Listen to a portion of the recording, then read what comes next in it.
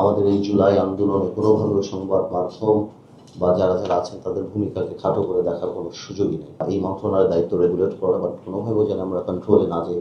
আমরা দেখেছি যে সংবাদ মাধ্যম বা অন্যান্য মিডিয়া, এটাও মানতে হবে যে ওনারাও গণতন্ত্রের একটা অনেক বড় স্তম্ভ। এই 17 বছর আমাদের লড়াইটা ছিল গণতন্ত্রকে পুনঃপ্রতিষ্ঠা করা, যেটা নামে মাত্র গণতন্ত্র ছিল। বাট আমরা জানতাম যে একটা ফেসবুক স্ট্যাটাস দেওয়ার পরেও অনেকের অনেকবারই 10বার চিন্তা করতে হতো স্ট্যাটাসকে আমি রাখবো কি রাখবো না। সেটা সংবাদ মাধ্যমের মধ্যেও ছিল, বাট তারপরও স্বীকার করতেই হবে যে সংবাদ মাধ্যম গত 17 বছরও সেই ধরনের আপনার কন্ট্রোলিং নেচার এবং কথায় কথায় সেই সময় বলা যে টেলিভিশনের লাইসেন্স কারা দিয়েছে, কাদের কথা বলতে হবে সেটি মনে করিয়ে দেওয়া, হাত বেঁধে দেওয়া সাংবাদিকদের।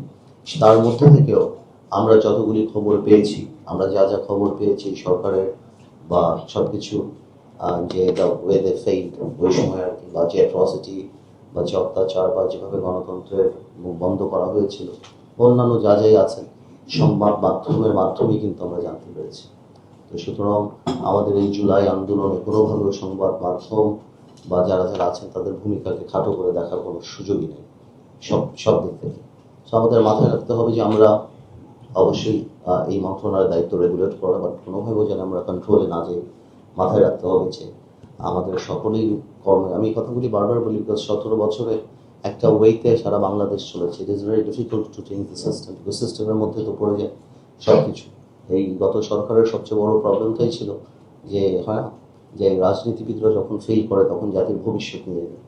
তো 17 বছরে আমরা এটা এখন রিয়েলাইজ করি সরকার এসেছে। 17 বছরে জুডিশিয়ারি থেকে আরম্ভ করে, পলিটিক্স থেকে আরম্ভ করে, স্ট্যাচুটরি বডি পার্লামেন্ট থেকে আরম্ভ করে প্রত্যেকটা ডিপার্টমেন্টে এমনভাবে নৈতিক অবক্ষয় বা এমনভাবে কর্মপরিকল্পনা বা এমনভাবে করা হয়েছে যেটা সময় লাগবে, এটা আমিও বিশ্বাস করি, আমিও রিয়েলাইজ করি। বাট আমাদের মাথায় রাখতে হবে যে আমরা যেন কোনোভাবেও সেই দিকে পা না দেয় এবং আমাদের রেগুলেটরি বডি এবং তাদের সাথে সেই সম্পর্ক করে এবং আমাদের জিনিসগুলি, আমাদের ইচ্ছা, আমাদের যে একটা বাংলাদেশকে একটা নতুন দিকে নিয়ে যাওয়ার যে স্বপ্ন, সেই জিনিসটা এবং সবচেয়ে বড় কথা যে ড্যামেজগুলি হয়েছে সেগুলি রিপেয়ার করা এবং নিউ সিস্টেম ডেভেলপ করা, সেই জিনিসগুলিতে আমাদের কনসেন্ট্রেট করতে হবে। Is very important. At the same time social values, আমাদের মৃত্যু যদি চেতনা থেকে আরম্ভ করে সব কিছুকে আমাদের আপডেট করতে হবে।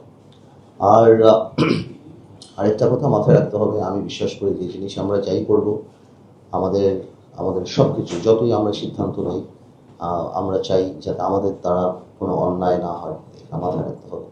যখনই আমি বিশ্বাস করি পার্সোনাল লেভেলে যে যখনই আপনি ভালো কিছু করতে চাবেন, আল্লাহর একটা রহমত আপনার উপরে থাকবে। আপনি যদি ইউর ইন্টেনশন ইজ গুড, তাহলে একটা ডিভাইন ব্লেসিং আল্লাহ তাআলা দিয়ে দেয়। সেটাই মাথায় রাখবো আমরা, যাতে আমরা আগামীতে ঠিক করে কাজ করি, সবাই মিলে ভালোভাবে। It's a team work. আপনারা যেখানে বসে আছেন আমার চেয়ে অনেক বেশি এক্সপার্টিজ আপনাদের। আমি হয়তো রাজনীতিতে অনেক বেশি বা অনেক অভিজ্ঞ না বললে বলবো যে অনেক সময় আমি করেছি। এই জায়গাগুলিতে আপনারা আমাদের চেয়ে কীভাবে পরিচালনা করা হয় ব্রোকারেজ দিয়ে কাজগুলি, আপনারা আমাদের চেয়ে অনেক বেশি এক্সপার্ট। মানে আমাদের কাজটা হলো to mitigate the harshness, sometimes brokerage সিদ্ধান্ত, এবং জনগণের কাছে এটাকে পৌঁছে দেওয়া এবং জনগণকে আপলিফ্ট করা, তাদের ইন্টারেস্ট প্রোটেক্ট করা এবং তাদের জানার একটা রাইট আছে যে আমরা কী করছি, ওনারা আমাদেরকে ভোট দিয়েছে এবং সেটাকেই জনগণের কাছে পৌঁছে দেওয়া।